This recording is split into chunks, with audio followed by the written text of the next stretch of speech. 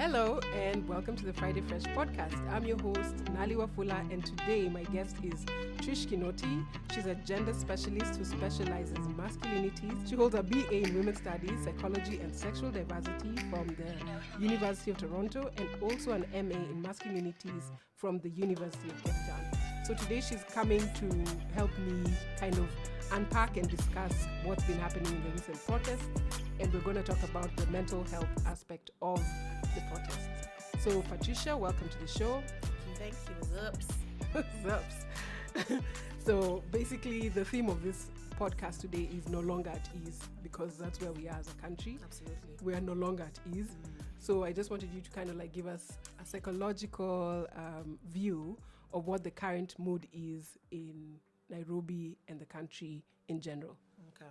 Well, thanks a lot for having me. I think it's a very important topic, especially as Kenyans, we tend not to discuss things that bother us, where people just sweep things under the rug. But I think collectively as a nation, we're in shock. At the same time, relieved is an aspect of relief, because sometimes it's just pressure and time, which I'll talk about later.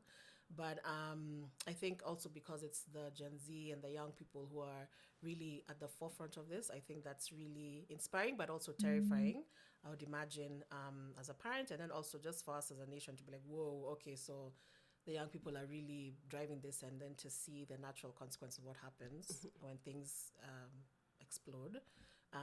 It's taking a toll, I think, on everyone in very different ways. So, yeah, like you said, no longer at ease. So, yeah, let's try and get into it. Yes. So let's talk about protests and what actually pushes people to that level of protest. You mentioned something about pressure and could you say more about that? Right. I think basically, just like when I talk about it with Adam's rape, for men, when men are not really, as a society, we don't really give room for men to express emotion. You know, we expect them to just, mwanaume kujikaza, get on with it, just make a plan, and then pole, what happens is that over pressure and time, the concept pressure and time, it's a physics theory, I'm sure, that I always mess up all the time, but it's just when there's pressure added and then there's no place for it to come out, eventually things will explode. And I think that's what happens to us as a nation. Like I said earlier on, we're not really known for addressing our issues. We sweep things under the rug, we just get on with it, but then pole, kumbe, at the background, there's always something brewing. And then what happens is that with pressure and time, it literally pressure, and then it just explodes. So what happens is that the reaction to, and normally it's a trigger, it's a triggering event that happens. And then when you actually look at the scope and range of the reaction, you're wondering, what happened? And the reaction, they're not matching up. There's a disconnect. But that's simply because what you're reacting to was the trigger, the final, like literal trigger of a gun to release the bullet. So basically, it's just happened where I think things were piling up. I think there's been a lot of disillusionment. Well, let me say, as an old person, to the young people, they're so disillusioned. Not even that old. I know, right? I know, but my goodness. And the other day I tried to go on TikTok. I'm like, what is this? But my point is, I think there's been, if in my personal opinion, I think the core thing that's driving the protest is definitely disillusionment, and especially for youth and young people. When you do life according to the checklist that you're told, you are expecting, okay, I've done my part, why are you not doing your part? You're told, go to school, get the degree, work hard. No one really knows what work hard actually means. You're told to work hard, and then you're going to get a job, and then you're going to build this fabulous life for us, in our millennial place. But for Gen Zs, I think they were told, okay, go to school. Then they finish school. They're like, why don't you just, we don't have jobs, so why don't you just create the jobs for yourself? They're like, okay, that's not what you promised us, but fine. So then they created jobs and created businesses. They're like, now we're just going to tax you even more. We're just going to make it literally impossible. So you kind of keep pushing them to the wall. Yeah. I think that's what has happened. I think that a lot of disillusionment and frustration. So I think the bill, yes, was definitely the final trigger, but I think it's been brewing, and not just with this regime. I think over time, it's not fair for me to just place it on this particular regime. This may have been just the one to the trigger, one that triggered it. But I think over time, there's just been a lot of disillusionment, a lot of disappointment. Yeah, that's true. So I think people maybe feel their futures have been stolen. That's what I think. I think people feel their futures have been stolen. And for a young person who has nothing to lose, they're like, well, Okay. Yeah, it's me against the world. Exactly. So, yeah. So let's talk about also Kenyan protests and past protests that we've seen and the difference that we're seeing today. Because we grew up in the 90s. Yeah, and then So it was a very different time. Yeah. And protests at that time were not really well received. Not Yes. that these ones have been well received, but They were frowned upon. They stung a bit. they stung a bit. They stung a bit. They were worse. Right.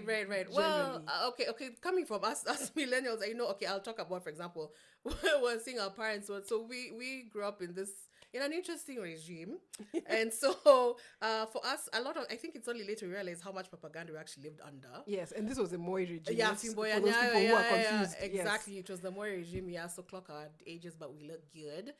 But yeah. So under Moi regime, it's only later you realize it was a lot of propaganda. But actually, you're just like, oh, because it was Fimbo Nyayo. So Yeah. it was literally Fimbo Nyayo, and he was a paternal. He was paternal. So he was a chapa wewe and father figure type Father thing. figure who are pledging loyalty. Who are pledging every single Friday. day. Was it Fridays? It was Fridays, yes, and That the was flag crazy. hoisting with the two scouts, and then every news. We only had one channel.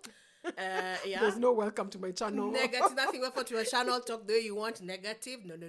It was just one channel. It was one channel, and then every single segment had to start with Tukufu Rais Daniel Arap Moi, meaning we literally had to find out first of all your What leader. did he do today? This is what he did to make your This lives was his better. itinerary. This is what you did to make your lives better. Yes. So you guys should kind of like be appreciative. And so when our parents, and I remember it was only later now when, the older you get, the more you realize your parents are actually human beings. Yeah. And then so when we actually realized what they had to deal with, so there's a lot of surveillance, a lot of, at the time it was only a one state party. Yeah. We only had one political party. And so, When they voted, they had to vote in. and line. Do you and remember everybody Mlolongo? could see who you're voting for because it was a line. Literally, you Yes. come and stand behind your candidate, and I use the term very loosely, candidate of choice. You just had to, so everyone could see who you're voting for. This thing, actually, for privacy. Oh, my vote, my secret apana. No. You go stand behind the DC as the chief you wanted, and then pay the consequence later. It was crazy. When you look back, it was actually a bit. That's what I'm saying. In retrospect, Mental, you look like- back, you're like, yo, this was not normal though. Yeah. But so in light of that, just to paint for you the picture of how we grew up in terms of, so when protests would happen, it would be very reactionary. It was very, what? And then, so I think that the protest that we began to see was that fight for multipartyism. Yes. With now who became our president, Moi Kibaki, of course, and many other giants who really led it. And it was of course, It was very long. It was actually very took- long, but of course it was very, at the time, because of heavy surveillance, you had to speak against it, even if maybe you agreed with it, but you had to speak against it because a lot of surveillance in the civilian societies, and there were consequences, the disappearances, and all that, There were deaths, people who yeah. were, remember Oko? Yeah, Yeah. deaths and stuff like that, and of course, hidden under the rug, or it draw for so long, which I realize now, for example, like the trial, Oko's trial, was actually psychological control of us to make us think this is what happens when you come against us. Okay. Yes. So in all because it was drawn out for so long, and the details kept being drawn rehashed in out. the Daily Nation at the time it was called. So the protest was, so it was at the time, because propaganda and socialization, I think we used to see that protests are bad. Like, you guys are under the good life he's provided for us. You guys are not appreciating all the hard work, and though he's protecting you, and maendeleo nini. And so I think we began to view protesters as troublemakers. Yes. That was the propaganda that was pumped out. Yeah, to us. it's still there today. It's still there, yeah. But they say, yeah. So now fast forward. So now, when it came to our turn, I think it was during that time for the protest. I think was main, and then university. Oh, it would be university students as well. Oh yeah, university. That was like university. Who Was it? apparently like paid or something to cause. Exactly, Like, yeah. yeah, so that's where actually the troublemaker. That's where the thing troublemaker, came yeah. from. So protest was not about fighting for freedom, right? It was about your troublemaking, and you're just making a spectacle of yourselves, and you're unatusumbua. And you're stoning cars. You're stoning, yeah. So it and wasn't you're sent really, home yeah, from school and you yeah. miss like a whole. Exactly. I remember my sis would come and she'd be like, "Yeah, we're home because of riots." It was Exactly. riots. They used to call it riots. Yes, riots. Yes, The riots. riots in town. But it makes girls feel better. Tear gas was a staple that has never changed. Never changed. Tear So gas it's been then, there. tear gas now, so it's fine. Everyone was gassed. Everyone is gassed. Tear gas. Guys, yeah. Yeah. So I think the moniker at the time for protest was not as it is now. That's changed, about fighting for change, fight for freedom. It was about troublemakers. So I think that's what was embedded in our psyche. So, and then of course, then we'd have regime changes, multipassing came in, then it became now about post-election violence. And I think if in my personal opinion, especially the one that was the major and that was all over the nation, that was a turning point, I think, for Kenya in terms of expressing ourselves, because before it just used to be mama and that's it. But post-election violence was the most traumatic thing I think our nation has gone through collectively as a whole, and the scale of just horribleness that it was and all that. So I think that began to change, where I think now we began to be told, it's like we gave ourselves permission. Now, I'm not advocating for the violence and the loss of property and all that, but I'm just saying I think Kenyans realize, we can actually stand up for something. You can actually protest. Literally now protesting, meaning I don't like the way this is, and we would like this to change. And we want our voices to be heard. I think that was the turning point where like, we can actually do this now. Like I said, to be clear, I am not advocating for the loss of property, definitely not for the loss of lives, and it was on such a horrible scale. But that was the first time I think as a nation we were able to actually voice. Like I said, Kenyans, we sweep things under the rug, but this time we actually voiced it. And so then after, unfortunately after that, now it became a cycle. Every time there's election, that's just what it became. And the nervousness and you're just like, you don't know what's going to happen. You don't know what's going to happen. You buy shopping, you lock yourself in the house, so that became now. So now to see that evolve over time, where now we finally had voices, now we finally had, we can protest and say, I do not like this. Now then it became, pole, now it became online, now it became more, like now freedom of speech came in with another regime, and now I think now that's when everything now exploded. Now everyone was like, I have a voice. Like that. Everyone was so excited to talk, and it's wonderful. But when we come now to Gen Z, now this is where now we're kind of like, wow, this is on a whole different scale, unprecedented in terms of the literal age. I mean, we are totally impressed with the youth. Again, we're not that old. The youths, and the fact that it's leaderless and tribeless, that is something that shows as a nation, this is what it's really about, and getting our voices out, because it's very easy when you're on the other side, like maybe you and I are beefing, and then on my side and your side, so there's a right and a wrong side, but this one is like everyone has collectively come together. One voice against one, not common enemy, but one common issue, one common thing, and that I think also hopefully will turn the tide for us going forward, because these young guys have shown us it can actually be done. Where we can all tribeless, leaderless, and who we are as Kenyans, because Kenyans are the core of us. Like we're annoying, but we're wonderful people. So I think they have shown us like this is the new way and this is the new wave, and for that, I mean, I'm grateful. So now we also want to talk about how this kind of also takes a psychological toll. There have been, of course, some deaths. Last Tuesday, there were people who were shot right outside Parliament, and you could see the bodies if you're at home watching TV. And there were also young people who those were their friends, and they were carrying the bodies and still chanting, and but you also are thinking, what does this do to your psyche as a young person or a protester, or even just the nation watching? So let's delve into that. Yes, now that we've traced, like I said, we've traced the history of protests, so it became troublemaker. Then it became, okay, now we all have a voice. Now it's become, it was kind of reminiscent. We looked at those images, reminiscent of South Africa that time when they were fighting for the apartheid. It was the young kids who were also at the forefront of that. I can't remember the name of the massacre. Sheffield. Sheffield. Yeah. So they remember that image of where it was this guys carrying their classmate who had been shot. And so that was very reminiscent of that. And I think that was very, the reality now is that everybody's a cameraman. Everyone is a photographer. So nowadays, those days of relying on the news to show us images or to wait for the full story, those days are gone. Everybody has, as long as you have a camera, as long as you have a platform, things are very accessible. So we normally see things that we really shouldn't see. For example, not just even from our own comfort. It's not about our comfort, but also about, for example, the families of the people who passed away.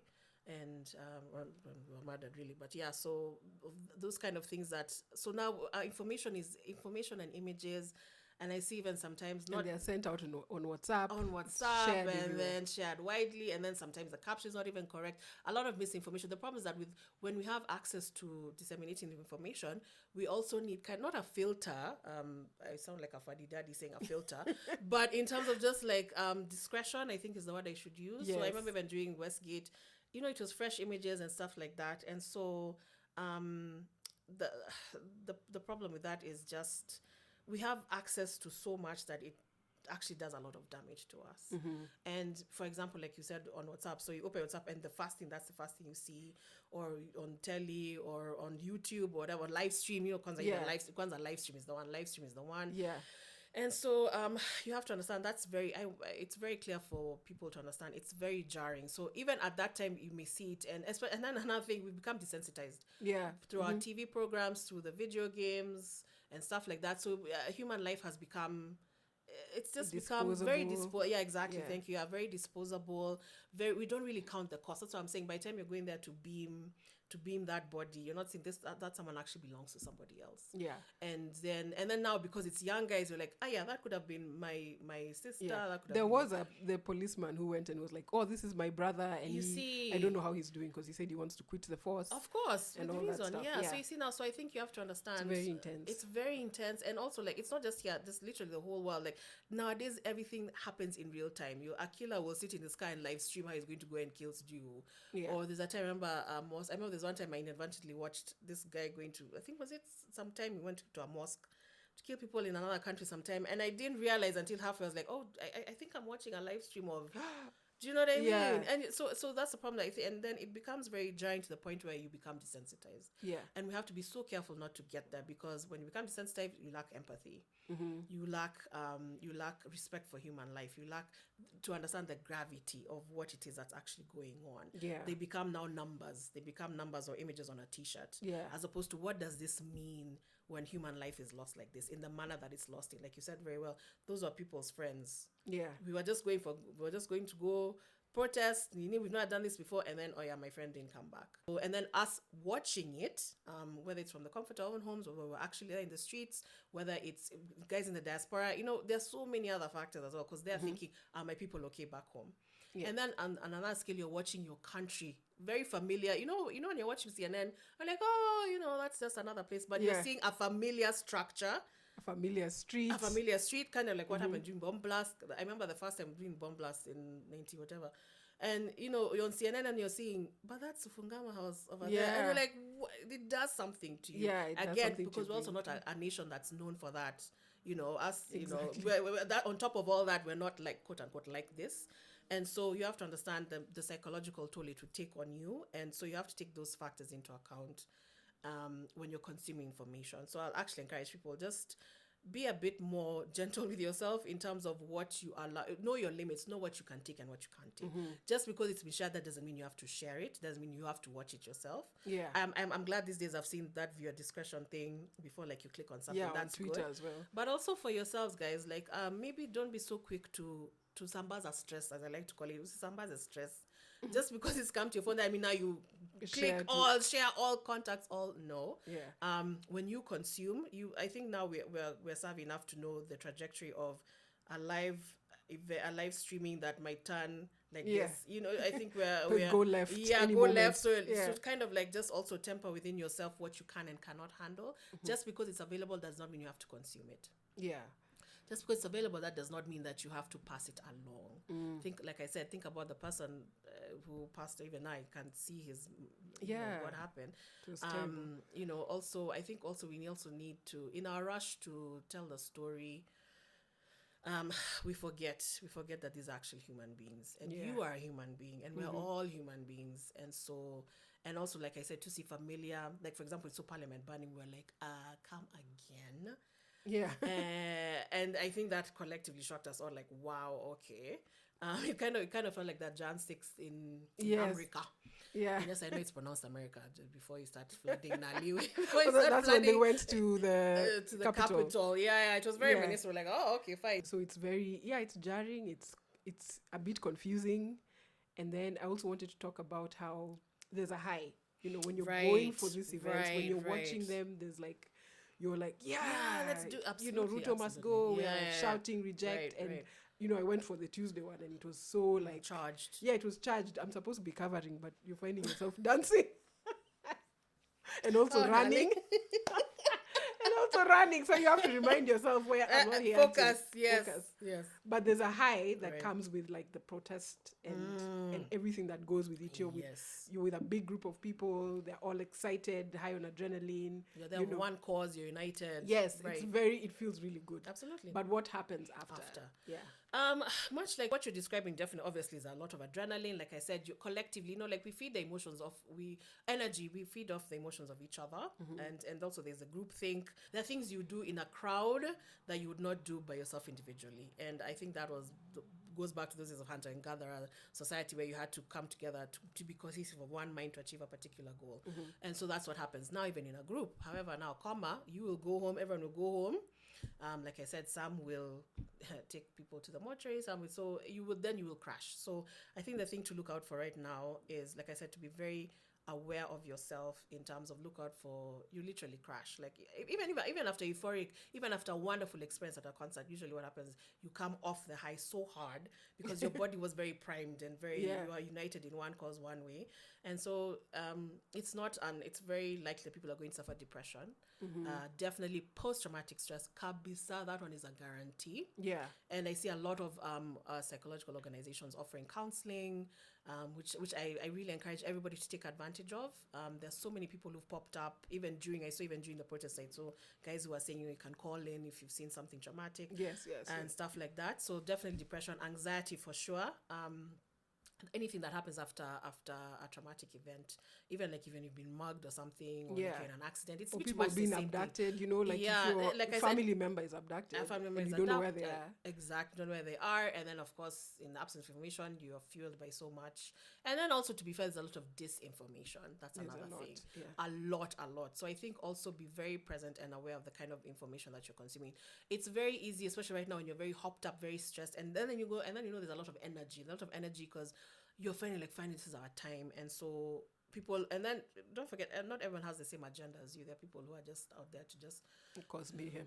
You understand, because it's a Tuesday. So it's a Tuesday. Let me just start some stuff up. And so you also have to be very careful not to get maybe just the power of the pause. Take maybe like 2 seconds before you believe everything that you're seeing. Just because someone, it says, oh, there was a shooting here. Hold on, wait fast. Even you come to yourself a bit. Yeah. Because there are people who are preying on your emotions. There are people who are preying on your energy right now. People who are preying on the fact that you're ready to do anything.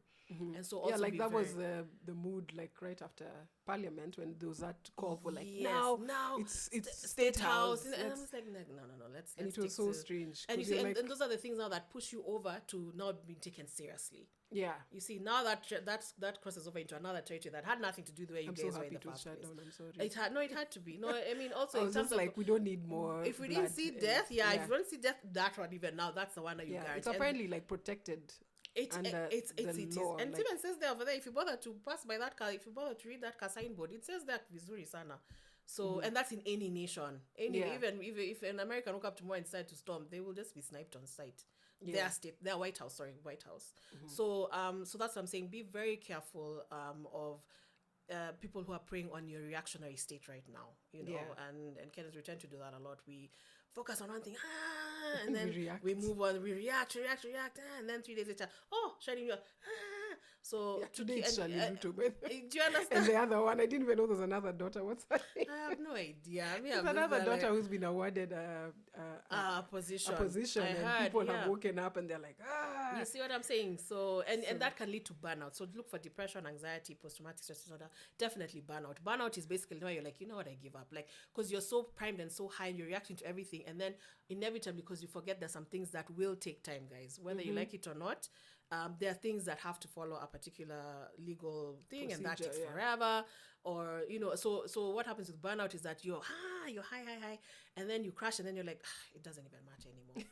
Never mind. Do whatever you want. Apathetic and apathetic and nothing I do matters, and then which is also not healthy. It's not, especially it's not healthy at all. That's what I'm saying. You have to maintain. That's what I'm saying. Be careful the media you're consuming, the information, the reaction. Try and minimize reacting. Like, yes, strategize. Absolutely, you guys, like I said, you totally impressed us. You strategized. You made it happen. You made it tribalist leaders, but also at the same time, think about, see, we're known as marathon runners. Think about it as a marathon than a sprint. Yeah, The exactly. initial bullet was there to like, okay, we're upset with this. We don't want this. You've made your voices heard. Now prepare for like stamina. And I am build seeing up the stamina. a bit of that. I'm seeing people now trying to work towards like Exactly. accountability. They're like, Exactly. wait, EIBC is not functioning properly. How Right. come? What's that The about? salary commission thing. What's that Yeah. about? People are now educating themselves, which Yeah. is so beautiful. So I'm the so civic education has been. civic education needs to be. I was actually talking to a bunch of my friends who are lawyers, and they're like, guys, there's so much about a bill that you need to understand. So even at the time it was going through second and third reading, it's a normal thing. That doesn't mean it was going to be passed. Yeah. But it's just a normal thing. But now guys will say like, no, you see, they're not listening to us. Escalate. I'm like, no. They're legal things. So I think we have to find that combination. I think about it as a marathon versus Yeah. a sprint, because it's easy to get hopped up. You go burn a building. Absolutely, there's space for that. However, then now continue, educate yourself.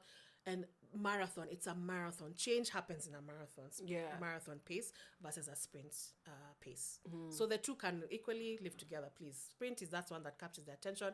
Guys like, yo, Poleni bus. Sorry. Like you said, Yeah. see, sorry bus. Sorry, Basi. Pole.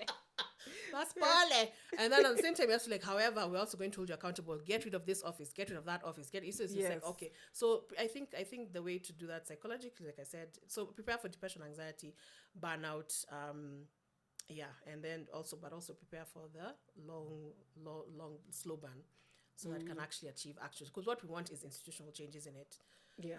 like change on paper that actually like it's a law and blah blah blah blah. Yeah. Then another thing that I also noticed was a lot of the people, in fact, I think majority of the people who are shot and killed were young men. And there's been this conversation of how police tend to target young men, what's going on there. Right. Yeah. Well, I mean, you're asking the person who's very skewed towards, I'm kind of like have a soft spot for my boys. Yeah. So basically it just shows you again society's reflection, so how society is set up, gendered aspect of society. So for example, in war, men are the ones who get sent out and blah blah blah blah, and they're the ones, of course, who get killed on the front line.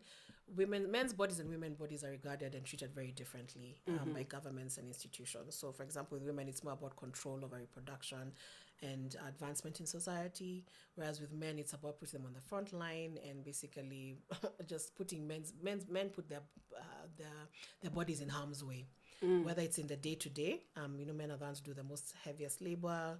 For example, the majengos and stuff like that. Women's bodies are patrolled more along reproduction and advancement in societies, or trying to cage women into a particular role. And for both, if anyone ever dares to step out of those gender norms, the gendered roles, consequences. Yeah. And so for this one, it's like, well, because men are expected to put their bodies in harm's way. And also, for example, during times of war, I said men put their bodies in harm's way. Women, their bodies become rape as a weapon of war. Yeah. You stay with sexual violence, and then so again, you see it's all around reproductive whatever's, because also a strategy for war is, with the rape, it's about polluting the blood of the after war. It's a long-term strategy of the children are born from rape. You know what I mean? So that sullies the nation's bloodline and stuff like that. So it's very, very story. That's another episode. But my point is, so when you're seeing the young men, yes, because men are expected to put their bodies in harm's way. When it's time for war, it's always men. The drafting. I saw there was drafting, ironically, in America and all this other stuff. Like, now you have to draft. And guys are like, excuse? I'm like, what do you mean go to war? Like, I'll tweet about it, but I'm not going to do it. As you want me to do what? As you want me? I mean, the fatigues are not giving. Like, they're just not giving. So it's just that expectation. Like, we generally just expect men to put their body in harm's way. You have a puncture. I don't know why I always assume men are the ones not to fix punctures, because they're supposed to. When you see women in protest, sasa huyu ni mwanamke, si akae nyumbani. Yeah.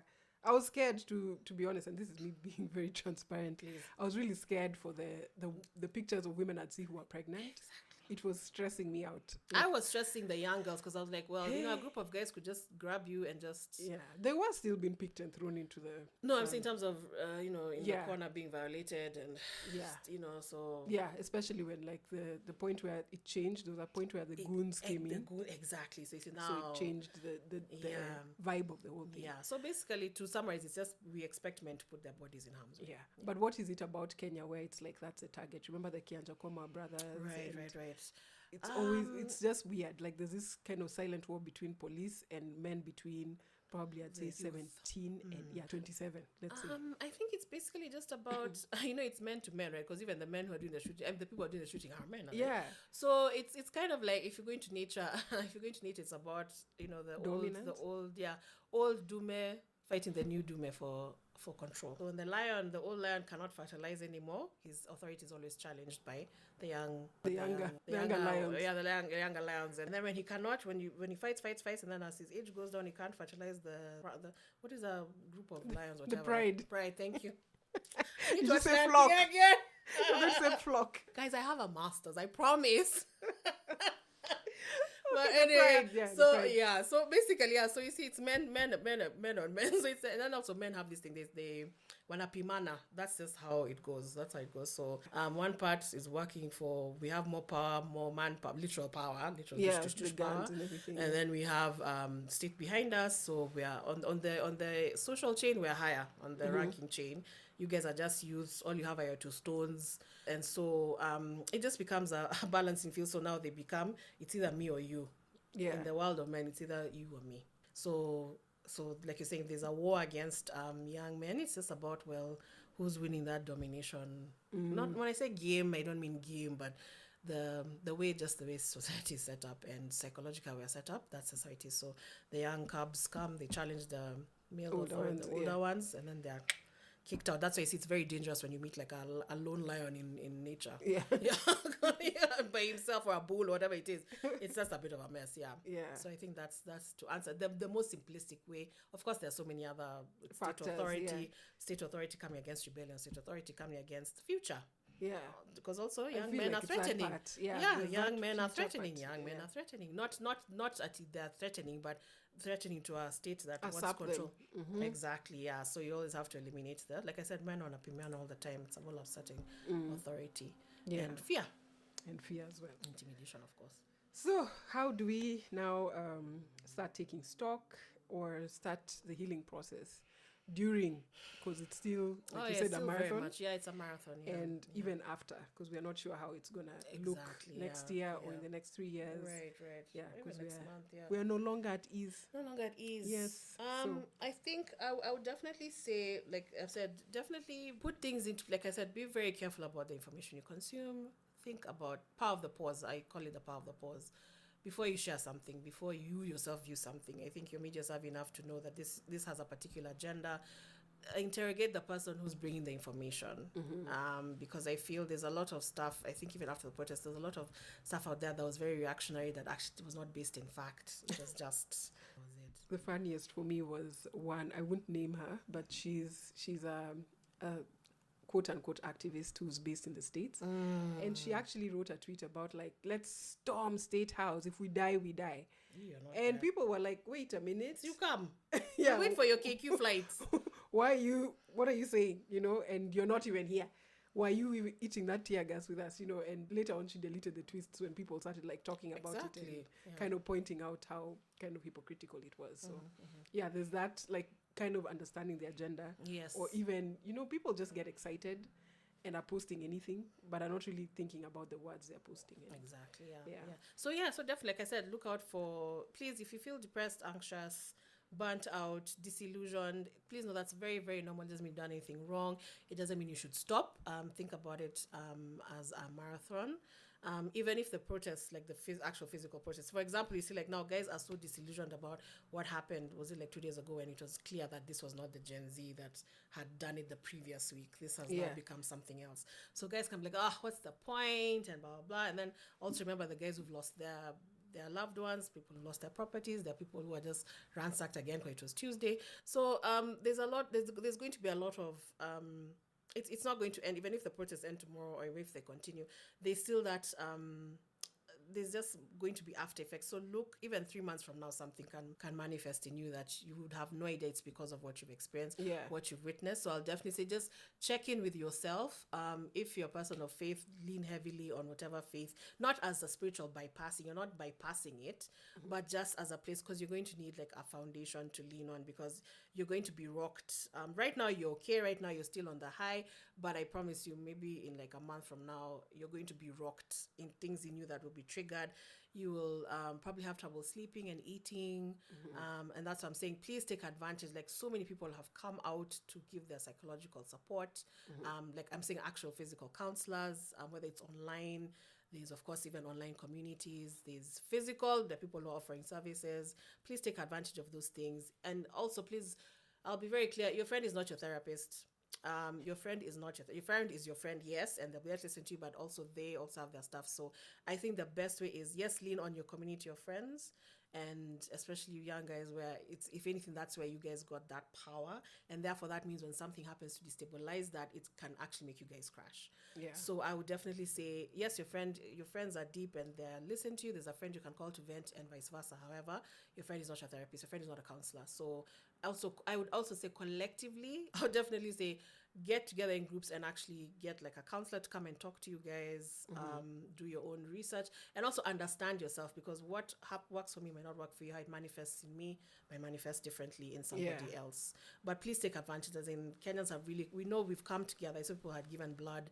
I saw people had donated, I think, for hospital bills. Yeah, of guys who were in protest. There were some who visited the guys in you hospital. understand, yeah. So please people take who've taken advantage, food to people and please also consume that media as well. Please consume the positive. Please also consume the beauty that has come out of this. And yes, there are fallen soldiers for sure, people who've fallen, and we ask them to go with God, and we ask that God will restore somehow. But however, in the same time, come together. The same way you guys came together to fight this thing, also come together to heal, and also understand yourself, because it's going. If something happens 3 months from now, when I say something happens, I mean to you, maybe you suddenly find you've lost laughter, you're depressed, or you're anxious, or you can't sleep. Please know that's totally because of what's going on right now. So don't think now you're losing it or you've gone off the deep, but you're being punished. No, it is that. That's what you get. No. Please know this. It's a very, very normal thing. Process. It's a very natural thing of the body and the brain. Because remember, the brain has also played a very big part in this. So, please, all I'll say, take advantage. Kenyans have come together, and we'll continue coming together. I will actually mention some. Yeah, please. Yeah, exactly. Yeah, I'll give a list of a few organizations that are offering help. Yeah, and also, like I said, just be careful what you consume. Understand everyone has an agenda, some good, some bad. And be present in yourself. And like I said, it's a marathon, it's not a sprint. This will burn out in a bit, but we'll change, I think. I mean, let's just see what happens. But just do the marathon thing, meaning also take care of yourself as well. And each other. So thank you so much for joining us. It was for a pleasure. Friday Thank you Fresh. for having me. And guys, she also runs the gender consultancy. A gender consultancy, so you can see her behind the tent. I'll leave a link below. If you want to get in touch. And thank you so much for your input. And thank you for having me. Thank you for having me, guys. And we're known to be marathon runners, so let's do this thing. Yeah, we can do it. Yeah. So the Kenya Psychological Association will be offering psychological first aid to anyone who needs it during or after these protests. You can call +254 714 211 202. So on to international news. Eritrea's Binam Girmay makes history as the first Black African to win the Tour de France stage. He made history by becoming the first Black African rider to claim victory in the Tour de France on Monday. He crossed the finish line in 5 hours, 26 minutes, and 48 seconds. And in London, Nigerian singer Burna Boy has once again made history by selling out the 80,000 capacity West Ham United's London Stadium. So our African proverb of the day is, just because the lizard nods its head does not mean it's in agreement. Have a lovely weekend ahead. Thank you for being here with us on Friday Fresh, and I'll see you next time. Bye.